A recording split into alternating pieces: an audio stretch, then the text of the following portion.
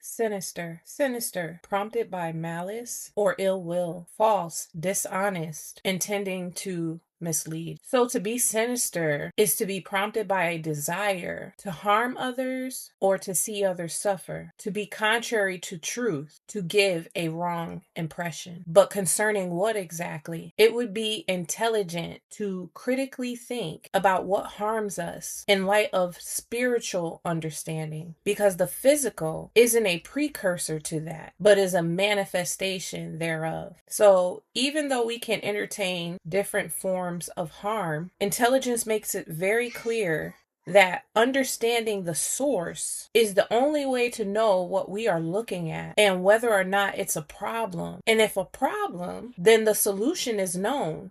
Otherwise, how could there be a problem unless there is contrast from having the knowledge of the solution? In other words, true understanding of evil requires seeing the source of life first, the source of vitality. This is the only way to know if a situation is actually a problem to life or just a step in the process of life. Either way, the source of life must be identified. To know an action is driven by a deliberate desire to cause harm, injury, or distress to someone else. So let us explore what it truly means to be sinister.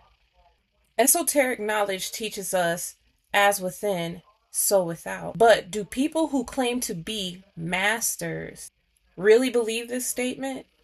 Because to believe that statement would mean sinister in the context of this Hermetic principle would be to lead others to think, as without, so within. And in thinking this, believe their internal state is governed from without, and that anyone who does has a deliberate desire to redirect you from life. One may ask, what if it's an accident? What if they simply don't know? Does it matter if they don't know? They are still leading you away from life. The fact remains that they are. They are giving you the wrong impression, most likely pushing the need for you to follow their direction, and that not doing so is the problem. Then that begs the question, a problem for what? For life? Because if it's for life, then surely they are stating indirectly that you are sinister, that by not listening to their order, if you will, you desire to harm them, to make them suffer. So much so, they identify that the source of life